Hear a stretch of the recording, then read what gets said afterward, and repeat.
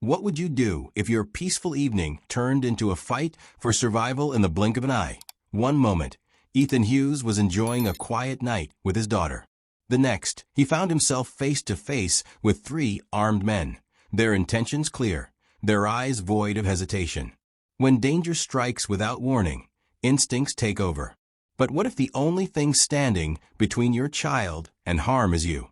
It was a cool weekend evening, the streets dimly lit by flickering neon signs. The small convenience store at the street corner was one of the few places still open, its shelves neatly arranged with snacks and drinks, its air thick with the scent of fresh coffee and toasted bread.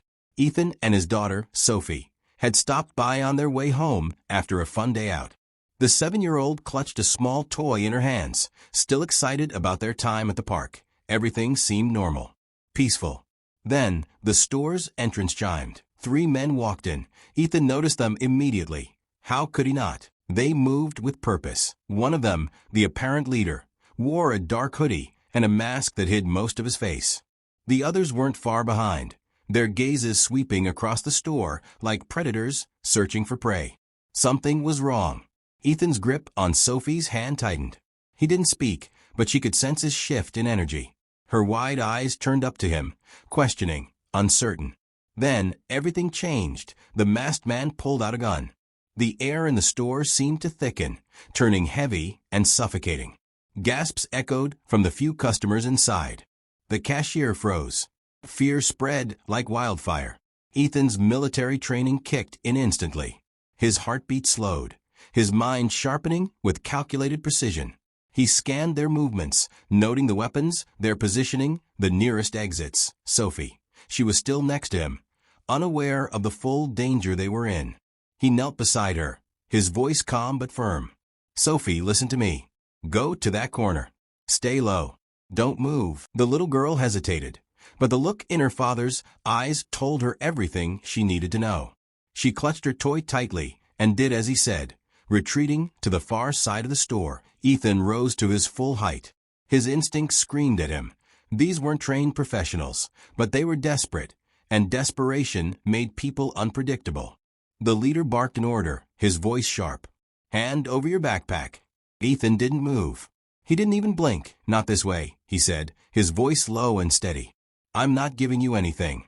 The store was silent. Tension crackled in the air like a storm about to break point. One of the thieves, a wiry man with a nervous energy, took a step forward. His hands trembled slightly, betraying his lack of experience. His grip on the gun wasn't firm, his stance unsure. A weak link. The leader, however, was different. His eyes narrowed as he studied Ethan. There was something calculating about him, something dangerous. He wasn't just a desperate criminal. He had done this before. You don't want to do this, Ethan said evenly, his voice unwavering. There's still time to walk away. The leader smirked. Walk away? With what? Empty pockets? Not happening. He motioned to one of his men. Search him. The second thief hesitated. He wasn't as confident as the leader, and Ethan could sense it. He wasn't a hardened criminal. He was someone who had made bad choices. Ethan locked eyes with him, searching for a sliver of humanity. You don't have to do this, Ethan said. You're not like him. The thief swallowed hard, his fingers twitching near his pocket. But before he could respond, the leader snapped, do it. A flicker of hesitation. A moment of doubt. Ethan saw his chance, that in a split second, he moved. His hand shot forward, striking the nervous thief's wrist. The gun clattered to the floor. Chaos erupted. The leader lunged forward, but Ethan was faster. He grabbed a nearby shelf and yanked it down, sending snacks and bottled drinks crashing onto the robbers. Customers screamed. The cashier ducked behind the counter. Sophie, eyes wide with fear, stayed frozen in the corner. The first thief scrambled for his weapon, but Ethan kicked it out of reach. The second one swung at him, but Ethan dodged, his military instincts taking over.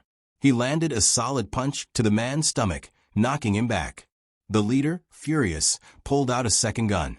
Enough, he roared. Get down. Ethan froze, his body coiled like a spring. He could take the leader down, but not without risk. Not with Sophie so close. The leader's hands were steady, his finger hovering over the trigger. You think you're some kind of hero, he sneered. This isn't a movie. You don't win just because you're the good guy. Ethan didn't respond. His mind raced, searching for an opening, a way out. He wasn't afraid to die. He had faced death before. But he couldn't let anything happen to Sophie. Then, a voice broke through the chaos. Police are on their way. It was the cashier, peeking out from behind the counter, holding up a phone. The store's security alarm blared in the distance. The wail of sirens followed, growing louder. The leader cursed. He glanced toward the door, calculating his next move. Ethan saw the flicker of panic in his eyes. The criminals had lost control of the situation, and they knew it. The leader growled in frustration before making a split-second decision. We're leaving. Now. In a flash, the thieves bolted for the door, disappearing into the night just as the first police car screeched to a stop outside. Ethan exhaled, his muscles finally relaxing. He turned toward Sophie, who ran into his arms, her small body trembling. "It's okay," he whispered, holding her close.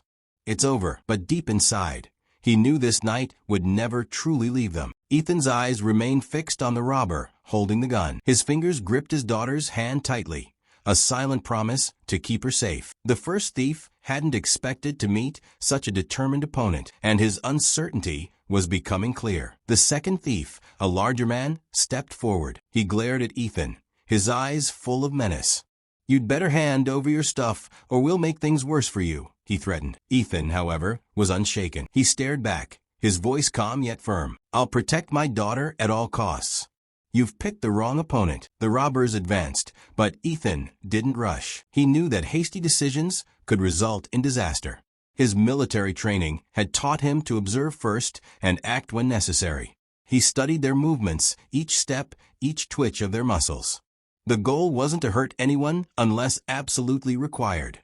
It was to protect Sophie and everyone else in the store. One of the thieves pulled out a gun, while another lunged at Ethan, trying to grab his backpack. The third moved around the back, likely to attack from behind. "Stay calm.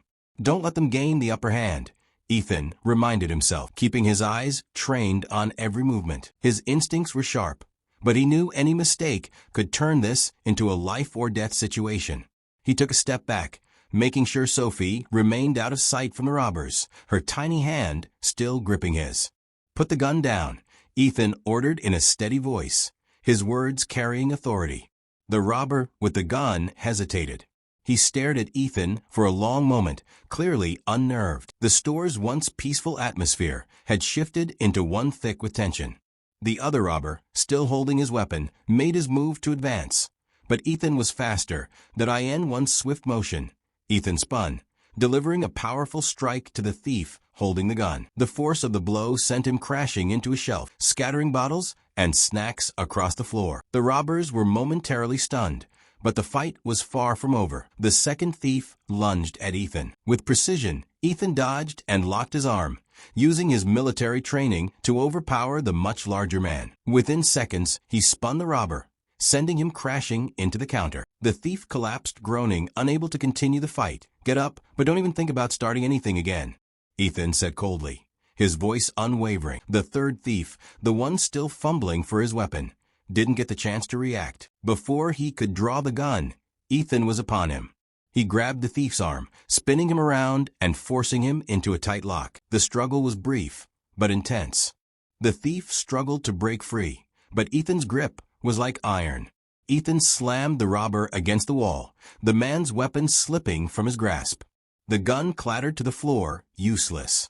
Ethan's gaze was like a blade, cold and calculated, as he stared down at the defeated thief. "Stay back, Sophie," he called to his daughter, his voice commanding yet full of concern. Sophie, holding tightly to herself, nodded in understanding. Her fear was palpable, but she knew her father wouldn't let anything happen to her. The struggle was over, and Ethan had won. But the danger wasn't gone yet. He knew the thieves would have their moment of weakness, and that's when he could act. He couldn't let the criminals hurt anyone else. It wasn't just about protecting Sophie, it was about justice. The store was silent now, the tension still thick in the air. The robbers, now subdued and lying on the floor, could do nothing but breathe heavily. their defeat clear. The store's security cameras had caught the entire event, and the footage quickly spread across social media. Viewers watched as Ethan turned the tables on the robbers with his precision and quick thinking. People praised him for his courage, and the video quickly went viral. Ethan was called the hero of the night. The defeated robbers lay in defeat, humiliated and helpless. They had thought they could simply rob a store and get away. They hadn't expected someone like Ethan. Though they hadn't been seriously injured, their failure was a powerful reminder that justice would find a way. Two of the robbers fled, leaving their accomplice behind. The police arrived shortly after, but the situation was complicated.